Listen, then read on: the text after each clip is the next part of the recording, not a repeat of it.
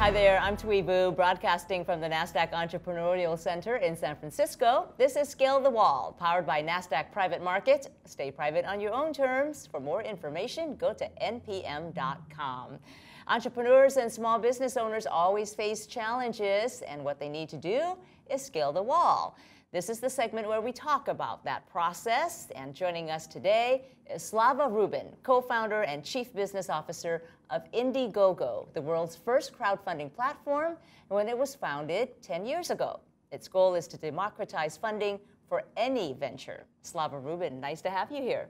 Thanks for having me. So I was reading about the company and read that you guys were turned down by 93 VCs when you were looking for funding for the company. How did hearing no all those times change the way you do things? Yeah, so we launched in January 2008, and the plan was we used our own money. We bootstrapped. Actually, we had people that wanted to invest even before we launched. We turned that down because we wanted to have more leverage by having more traction to get better terms. So in Q1, we were going to launch, Q2 get some case studies, and Q3 promote those case studies. And as part of the promotion, we were then going to try to raise money. The plan was going really well until September 2008 came around, and all of a sudden the markets crashed.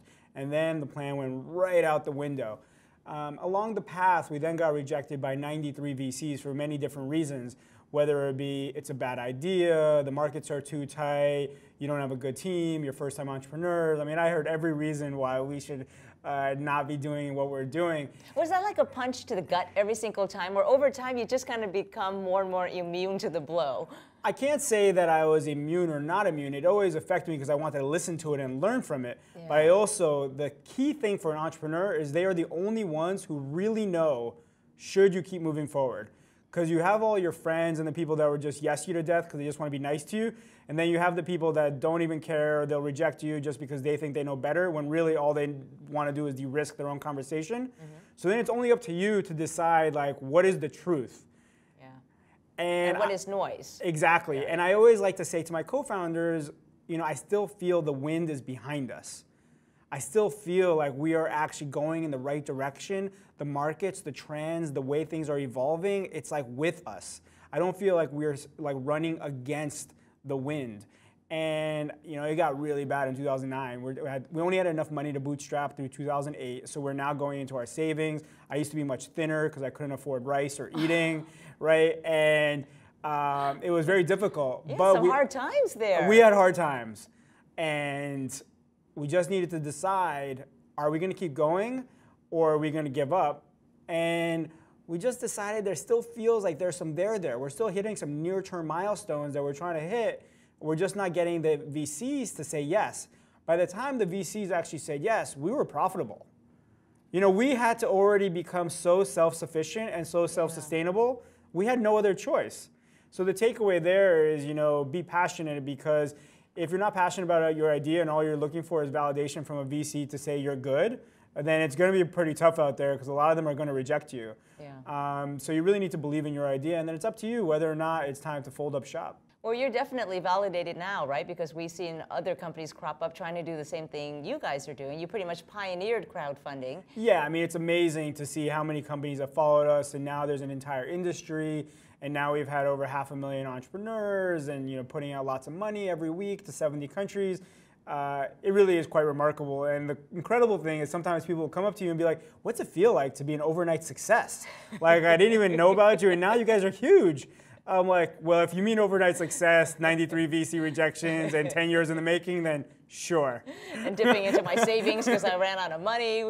And actually, we didn't get paid. We used our own money for 3 years. Wow. So we didn't actually get paid for 3 years. Yeah, so it's pretty crazy. What would you say is your biggest life lesson from this experience then? You know, I think persistence is one.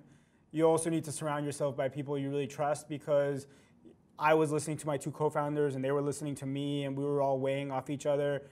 If you don't have the right reasons for being involved, it's hard to listen to each other, hard to trust each other. And it depends, are you doing it for passion or are you doing it for profit? If we were doing it for the near-term monetary gain, we would have turned this down or probably not even done it, right? But if we're doing it because we want to try to have an impact and we thought the world needed this and we were the ones who should bring it forward, it felt good to keep on crossing those small milestones. I wanted to ask you about personnel issues. Have you ever fired anyone? How do you handle that? Turnover is the worst. You know, talent is the most important thing. Having a good business model is great. You know, having good distribution network is wonderful. Having good strategy is wonderful. But like culture is the key, and culture is all about the people that you bring into the company. So I think it's really important to hire and retain the best people. You travel quite a bit between New York and San Francisco, your 2 offices there. In fact, you just arrived from New York today, so thank you for being here. How do you disconnect and just, you know, try to get to a Zen place and recharge? Everybody has their own way of doing that. So some people like to do meditation. Some people follow like Shabbat, like the Sabbath in Judaism. My wife and I are Jewish, so we do actually do Shabbat. For me, I actually like quiet, so I work really hard when I'm working, but then every now and then I like to get to a peaceful place. It's a little harder these days because now I have a 10-and-a-half-month-old, so there's not as much quiet, even when I expect it to be, like at 1 o'clock in the morning when I think other people are sleeping or not going to be emailing me. Little baby Lev decides to start waking up and cry. But for me, I'm not a coffee drinker, so I don't really have ups and downs. I more just kind of level state the whole time. And I actually enjoy the work. I enjoy engaging with people. I enjoy the dynamics. If I didn't enjoy it, I probably wouldn't be here. And I think that if you actually are passionate and enjoying your work, it's easier to get through the day. Okay, so what are the 3 biggest lessons to learn in dealing with the challenges of starting or growing a business? Pick your co-founders really, really, really intelligently because it's critical. Trust and the relationship there and the communication is critical. 2, really focus on customer needs, not on what you think are good ideas. So it's really about validating the market, try to do it as cheaply as possible, whether it's manually, even before you create software or before you try to scale it out, just to show that there's a problem out there and the world is telling you that's true. And the 3rd thing is, it's easy for a restaurant to understand that their product is food. But sometimes we forget that in the software world, we have a product. And the product needs to be really good.